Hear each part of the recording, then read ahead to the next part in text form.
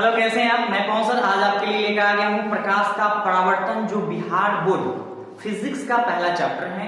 इस चैप्टर के माध्यम से हम जानेंगे कि प्रकाश क्या होता है, प्रकाश से संबंधित कुछ घटनाओं के बारे में हम अध्ययन करेंगे और ये बिहार बोर्ड एग्जाम के पॉइंट ऑफ व्यू से बहुत ही इंपॉर्टेंट होता है।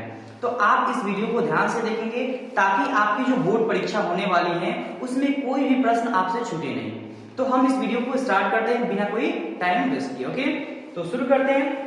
सबसे पहले हम समझेंगे कि प्रकाश क्या होता है। ठीक है, तो याद रखिएगा, प्रकाश वह कारक है जिसके सहायता से हम किसी वस्तु को देख पाते हैं। जैसे आप मुझे देख पा रहे हैं, मैं बोर्ड को देख पा रहा हूँ, ये मार्कर को देख पा रहा हूँ, इसका कारण क्या है? प्रकाश। अगर प्रकाश नहीं होता तो हम किसी वस्तु को नहीं देख पाते। ठीक है, तो याद रखिएगा प्रकाश क्या है? प्रकाश वह कारक है जिसके सहायता से हम किसी वस्तु को देख पाते हैं। याद रखिएगा जो प्रकाश होता है उसके अलग अलग स्रोत भी होते हैं। हम देखते हैं कुछ ऐसे स्रोत हैं जो प्राकृत ने बनाए हैं और कुछ ऐसे स्रोत हैं जो हमने बनाए हैं अपनी जरूरतों के हिसाब से। ठीक है, जैसे सूर्य, तारे, ये क्या है? हमने नहीं बनाए, ये प्राकृत ने बनाए हैं। लेकिन ये जो बल्ब्स आप देखते हैं, टॉर्च देखते हैं या फिर मोमबत्ती देखते हैं, कैंडल्स वगैरह देखते हैं, ठीक है, तो ये जो होता है ये किसने बनाया है? हमने बनाया है अपने जरूरत के हिसाब से।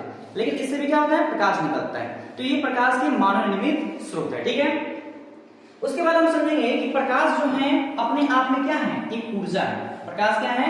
एक प्रकार का ऊर्जा है। ठीक है, ये एक नोट वाली बात है, आप याद करके रखेंगे। उसके बाद हम वस्तु को जब देखते हैं तो वस्तुएं दो प्रकार की मिलती हैं।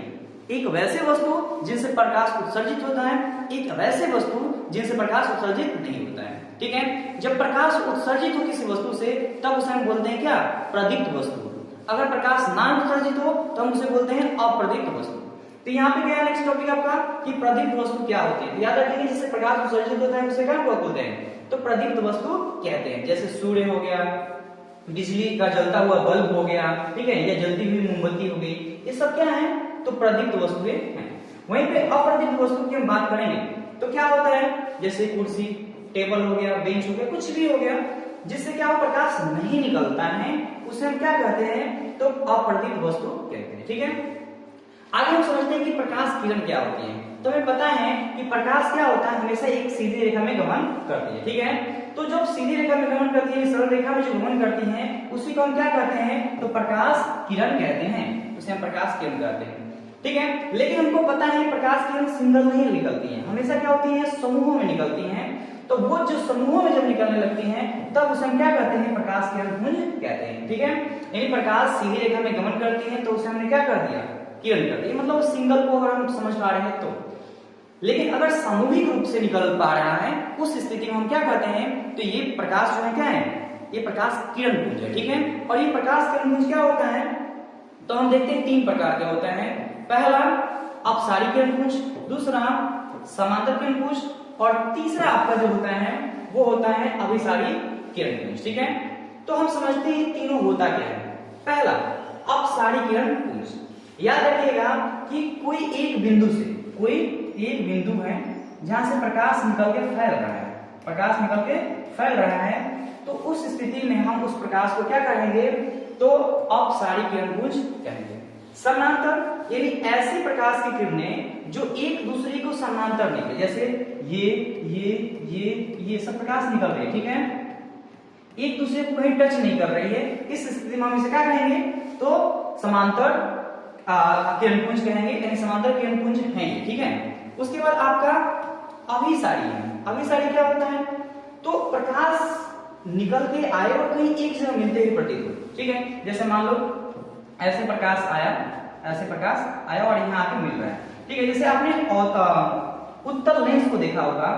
उत्तल लेंस में क्या होता है? प्रकाश आती हैं और एक जगह केंद्रित हो जाती हैं, तो हम किसी वस्तु को भी जला पाते हैं। ये अगला चैप्टर में आपको समझ में आएगा, इस चैप्टर में नहीं आएगा, मैंने आपको बता दिया। ठीक है, लेकिन साथ ही साथ इस चैप्टर में आपको देखने को मिलेगा कि अगर आपके पास अवतल दर्पण है, ये भी हम थोड़ा देर बाद समझेंगे, लेकिन यहाँ पे समझा दे रहा हूँ। तो यहाँ पे समानांतर जब प्रकाश की किरणें भेजते हैं तो क्या करता है? टकरा कर फोकस से निकालते हैं। प्रकाश को क्या करता है? एकत्रित करने का काम करता है। ठीक है, जब प्रकाश को एकत्रित करने का काम करता है इसीलिए हम क्या कहते हैं इसे? तो इसे अभिसारी दर्पण भी कहते हैं। ठीक है, वहीं पे हम जो बात करते हैं अवतल दर्पण का, ठीक है, ऐसे होता है अवतल दर्पण, रफली समझ लीजिए, थोड़ा सा डिटेल में समझेंगे। इस पे जब प्रकाश आता है तो ये फैलाने लगता है, इसीलिए हम इसे क्या कहते हैं, अपसारी दर्पण भी कहते हैं, ठीक है। तो याद रखेंगे जो उत्तल होता है, उत्तल दर्पण होता है उसे अपसारी भी कहते हैं, और जो अवतल होता है उसे अभिसारी भी कहते हैं। क्यों? क्योंकि ये प्रकाश को फैलाता है और सॉरी ये प्रकाश को मिलाता है और क्या करता है, प्रकाश को फैलाता है, इसके वजह से ऐसा कहा जाता है, ठीक है। उसके बाद हम वस्तु को देखते हैं, तो कुछ वस्तुएं ऐसी होती है जिससे प्रकाश पूरा निकल जाता है, कुछ आंशिक रूप से निकलता है और कुछ तो निकलता ही नहीं है, ठीक है। तो प्रकाश के आर पार हो जाने की दृष्टि से हमने क्या किया, वस्तुओं को फिर बांटा, ठीक है। तो पहले वस्तु को हमने क्या कहा, पारदर्शी, ठीक है, पहले वस्तु को हमने क्या बोला, पारदर्शी। वैसे वस्तु जैसे क्या वो प्रकाश आसानी से आर पार हो जाए, आसानी से आर पार हो जाए, तो उस स्थिति में हम क्या कहेंगे, तो क्या है, तो पारदर्शी वस्तु है। जैसे आप देखेंगे कांच हो गया, पानी हो गया, हवा हो गया, इससे प्रकाश क्या होता है, पूर्ण रूप से आर पार चला जाता है, ठीक है। आगे क्या होता है, पारदर्शी, ठीक है। अभी पारदर्शी क्या होगा, तो थोड़ा मोड़ा जाएगा, पूरा नहीं जाएगा, कुछ अंश बाहर जाएगा, कुछ को रोक लेगा। जैसे घिसा हुआ कांच को आप लेंगे ना तो प्रकाश आर पार नहीं जाएगा, ठीक है, ठीक है। वैसे लगा तेल लगा हुआ कागज हो गया, रक्त हो गया, दूध हो गया, चर्म हो गया, या आंख की पलके हो गई, आप आंख मूंदेंगे और लाइट को ऑन ऑफ करेंगे तो आपको पता चलेगा कि बाहर प्रकाश है, तो ये क्या होता है, तो आपका पारदर्शी वस्तु होता है, ठीक है। तो पारदर्शी का मतलब क्या होता है कि प्रकाश के कुछ ही अंश को क्या करता है, अपने से होकर प्रवाहित होने देता है, पूर्ण रूप से नहीं, ठीक है। लेकिन अपारदर्शी में क्या होता है, थोड़ा सा भी प्रकाश नहीं जाएगा, थोड़ा सा भी नहीं जाएगा, ठीक है। यानी वे वस्तुएं जो जिनसे क्या वो प्रकाश नहीं गुजरे, यानी आर पार हो ही नहीं पाए, तब उसे हम अपारदर्शी कहते हैं। जैसे लकड़ी हो गया, लोहा हो गया, ये हमारा जो डिजिटल बोर्ड है, ये प्रकाश आर पार थोड़े जाने वाला है, तो ये सब क्या है, अपारदर्शी वस्तु में, ठीक है। अब हम आते हैं इस चैप्टर का जो मेन पॉइंट है उसके बारे में बात करते हैं, प्रकाश का परावर्तन, ठीक है।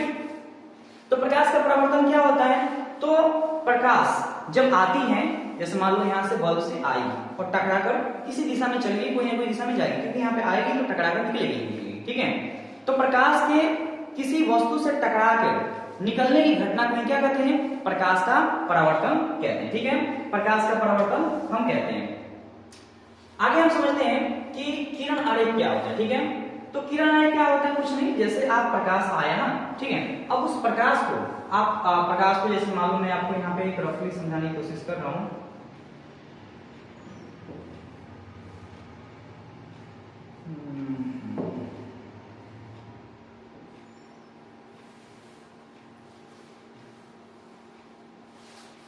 जैसे मान लीजिए कि मैं यहाँ पे एक समतल सतह ले लिया,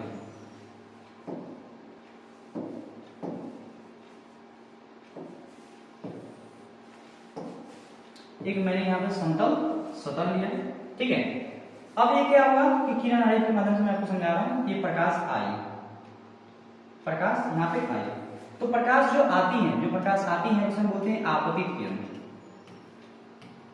आपतित किरण, ठीक है।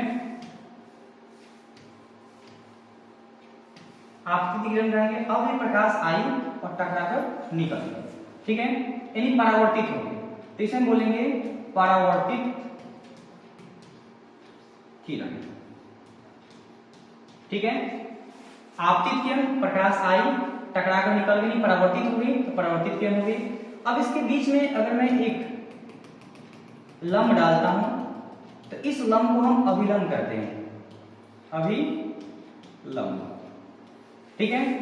और ये वास्तव में यहाँ पे एक कोण बन रहा है, तो आप देखेंगे यहाँ पे एक कोण बन रहा है, आई और आर, ठीक है।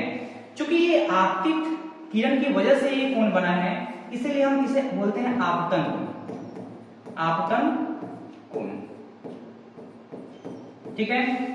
और ये परावर्तन की वजह से बना है, इसलिए हम बोलते हैं इसे परावर्तन कोण, ठीक है। आपतित किरण, परावर्तित किरण, आपतन कोण, परावर्तन कोण, अभिलंब, ठीक है, अभिलंब। और ये जो होता है जिसे क्या होता है, ये आपतन सतह होता है, ठीक है, ये सतह होता है। जैसे आपको मैंने यहाँ पे जो नोट्स है उसी चीज को समझाने की कोशिश कर रहा हूं, ठीक है। आरेख हुआ आपतित किरण, परावर्तित किरण, आपतन बिंदु, ठीक है, आपतन बिंदु हो गया, परावर्तन बिंदु हो गया, सॉरी परावर्तन किरण हो गया। यानी जो बिंदु है क्या है, आपतन बिंदु, ठीक है। क्यों? क्योंकि यहाँ पे आई है आपतन बिंदु, ठीक है, यहीं से परावर्तित होकर चली। तो ये चीजें हैं जिसको आपको दिमाग में बैठाना है कि आपतित किरण क्या होती है। तो जब प्रकाश आती है तो उसे हम आपतित किरण बोलते हैं, और टकराने के बाद अगर निकल जाती है तो उसे हम क्या कहेंगे, तो परावर्तित किरण कहेंगे। अब क्या होगा, आपतित किरण और अभिलंब के बीच बने कोण को हम क्या कहते हैं, आपतन कोण कहते हैं। वहीं अभिलंब और परावर्तित किरण के बीच बने कोण को क्या कहते हैं, आप परावर्तन कोण कहते हैं। और ये क्या होता है, आपतन बिंदु हो गया। यहाँ पे क्या होता है, कोण आई बराबर क्या होता है, कोण आर होता है। ये भी याद आप रखेंगे, ठीक है। और आप देखेंगे आपतित किरण, परावर्तित किरण, अभिलंब तीनों क्या होता है, एक ही समतल पर होता है। तो ये प्रकाश के परावर्तन के नियम है, प्रकाश के परावर्तन के नियम है, दो नियम होते हैं, ठीक है। पहला नियम क्या कहता है कि आपतित किरण, परावर्तित किरण और आपतन बिंदु पर खींचा गया अभिलंब तीनों क्या होता है, हम देखते हैं एक ही समतल पर होता है। दूसरा क्या है कि आपतन कोण और परावर्तन कोण दोनों क्या होता है, बराबर, यानी I बराबर R होता है। तो हमने यहाँ पे डायग्राम के माध्यम से समझ लिया, ठीक है। तो आप उसको ऐसे ही याद रखेंगे। साथ ही साथ अगर हम बात करें यहाँ पे कि समतल दर्पण पर लंबवत अगर प्रकाश को प्रवाहित किया, जैसे मान लो कि मैंने यहाँ पे समतल दर्पण ले लिया, ये नीचे कोटिंग कर रहा हूँ, इसको कलई करना कहते हैं, इससे पता चलता है ये दर्पण है, ठीक है, कोई समतल है सीधा इसलिए। तो अगर मैं यहाँ पे प्रकाश को बुला रहा हूं, ठीक है, यानी प्रकाश आई अगर लंबवत है तो इसी दिशा में चली जाएगी, इसी दिशा में चली जाएगी। इस स्थिति में कोण आई बराबर कोण आर इक्वल टू 0 होगा, ठीक है। यहाँ आपतन कोण और परावर्तन कोण का मान क्या होगा, 0 होगा। याद रखिए समतल दर्पण पर लंबवत बढ़ने वाली प्रकाश की किरणें परावर्तन के बाद क्या होता है, उसी पथ पर लौट जाती है। आपने देखा उसी पथ पे वैसे ही लौट गई। अब क्या है कि जब प्रकाश लौटती है, लौटने के बाद जिस बिंदु पर, जैसे मान लीजिए प्रकाश आई और टकराकर चली, तो जिस बिंदु पर मिली या मिलती हुई प्रतीत होती है उस बिंदु स्रोत को हम क्या कहते हैं, प्रतिबिंब कहते हैं। तो अब हम प्रतिबिंब के बारे में जानेंगे। प्रतिबिंब क्या है, यानी किसी बिंदु स्रोत से आती प्रकाश की किरणें क्या वो दर्पण से परावर्तन के बाद, दर्पण से परावर्तन के बाद जिस बिंदु पर मिलती है या मिलती हुई प्रतीत हुई, ठीक है, तो उस बिंदु स्रोत को हम क्या कहते हैं, उस बिंदु स्रोत को हम प्रतिबिंब कहते हैं, ठीक है। यानी शीशा के सामने जब आप खड़ा होते हैं, ठीक है, मिरर के सामने जब आप खड़ा होते हैं तो आप अपने शक्ल को देख पाते हैं। ये घटना क्यों होती है, क्योंकि प्रकाश आती है, टकराती है, टकराकर निकल आती है, ठीक है। तो उस स्थिति में क्या होता है, हम वस्तु को देख पाते हैं, ठीक है। याद रखिएगा अगर वास्तविक रूप से मिले तो वास्तविक प्रतिबिंब और काल्पनिक रूप से मिले तो काल्पनिक प्रतिबिंब बनता है, ठीक है। तो अब हम समझते हैं कि प्रतिबिंब क्या होता है। तो याद रखिए प्रतिबिंब क्या होता है, दो प्रकार के होते हैं, वास्तविक और काल्पनिक। जैसे मैंने बोला कि अगर वास्तविक रूप से मिल रही है तो वास्तविक प्रतिबिंब होगा और काल्पनिक रूप से मिले तो क्या होगा, काल्पनिक प्रतिबिंब होगा, ठीक है। तो यही लिखा है यहाँ पे कि किसी बिंदु स्रोत से आती प्रकाश की किरणें दर्पण से परावर्तन के बाद जिस बिंदु पर वास्तविक रूप से मिलती हैं, वास्तव में मिलती हैं, उस बिंदु स्रोत को हम क्या कहते हैं, वास्तविक प्रतिबिंब कहते हैं। यानी जो वास्तविक रूप से मिले तो क्या होगा, वास्तविक प्रतिबिंब होगा और काल्पनिक रूप से मिले तो काल्पनिक प्रतिबिंब, ठीक है। अभी दर्पण में आपको समझ में आएगा। जैसे मान लो कि मैं यहाँ पे एक दर्पण ले लूं, अवतल दर्पण। अब प्रकाश, ये मान लीजिए मैं यहाँ पे एक वस्तु रखा हूँ और प्रकाश ऐसे आई, टकराकर यहाँ से निकल गई, ठीक है, एफ से निकल गई, मान लीजिए ये सी है। तो एक मान लो मैं यहाँ से और प्रकाश भेजा, ठीक है, तो सी से भेजता हूँ, सी पर लौट जाएगी, अभी अब सी देंगे तो यहाँ पे मिली वास्तविक रूप से हमें दिख रहा है तो ये वास्तविक प्रतिबिंब बनेगा। लेकिन वही हम बात करें उत्तल दर्पण की तो वहां पर वास्तविक रूप से नहीं बनेगा, काल्पनिक रूप से बनेगा, ठीक है। तो इसको डिटेल में अभी थोड़ी देर में हम समझने वाले हैं, ध्यान रखिए इस बारे में, ठीक है। काल्पनिक प्रतिबिंब के बारे में क्या है, तो बोल रहा है कि किसी बिंदु स्रोत से आती प्रकाश की किरणें परावर्तन के बाद जिस बिंदु से आती हुई प्रतीत होती है उस बिंदु स्रोत को क्या बोलते हैं, काल्पनिक या आभासी प्रतिबिंब कहते हैं, ठीक है, काल्पनिक या आभासी प्रतिबिंब कहते हैं। तो ये बात आप दिमाग में बैठा लेंगे, ठीक है। वास्तविक प्रतिबिंब और काल्पनिक प्रतिबिंब में क्या अंतर है, तो हम देखते ही हैं कि वास्तविक प्रतिबिंब जो होता है वो पर्दे को प्राप्त किया जा सकता है, जबकि काल्पनिक या आभासी प्रतिबिंब को प्राप्त नहीं किया जा सकता है। वास्तविक प्रतिबिंब क्या होता है, हमेशा उल्टा बनेगा, जबकि आभासी प्रतिबिंब हमेशा क्या होता है, सीधा बनता है। बस आपको यही बात याद रखना है कि ये पर्दे को प्राप्त कर सकते हैं, ये प्राप्त नहीं कर सकते, ठीक है। ये उल्टा बनेगा, ये उल्टा बनेगा और ये क्या होगा, सीधा बनेगा। बस इसमें ये अंतर आपको याद रखना है, ठीक है। नोट में यहाँ पे कई वस्तु समतल दर्पण से पीछे कई वस्तु जो होते हैं समतल दर्पण से जितने आगे होती है उतना प्रतिबिंब क्या होता है, पीछे बनता है। ठीक है, तो अगर मान लो कि मैं यहाँ पे एक समतल दर्पण रख दूं, समतल दर्पण रख दूं और यहाँ पे मैं एक वस्तु को रखूं, तो इसका जो प्रतिबिंब बनेगा ना, जितना दूरी पर, यानी जितना इसकी दूरी है उतना ही दूरी पर अंदर प्रतिबिंब बनता है। ये दिमाग में बात आप रखेंगे। ठीक है, इसको डिटेल में हम पढ़ेंगे। आगे हम देखते हैं कि गोलीय दर्पण क्या होता है। गोलीय दर्पण, तो याद रखिएगा कि गोलीय दर्पण उस दर्पण को कहते हैं जिसमें क्या होता है, जिसकी जो परावर्तक सतह होता है किसी खोखले गोले से क्या होता है, भाग होता है। और गोलीय दर्पण प्रायः क्या होता है, कांच का एक टुकड़ा होता है जिसे हम क्या करते हैं, रंजित करते हैं। रंजित करने मतलब रंगते हैं, तब जाके वो एक गोलीय दर्पण का भाग बन पाता है। ठीक है, यानी आपने क्या किया, एक गोला ले लिया, खोखला गोला ले लिया, इसको आपने काटा और काटा तो कुछ इस प्रकार का आकार होगा। अगर आप इधर से रंगते हैं, इधर प्रतिबिंब बनेगा। ठीक है, अगर यही लिए और आपने इधर से रंगना शुरू कर दिया, इधर बनेगा। तो अगर इधर रंगे तो अलग दर्पण बनेगा, इधर रंगे तो अलग दर्पण बनेगा। यानी ये वाला रंगे तो उत्तल बनेगा, इधर से रंगे तो अवतल बनेगा।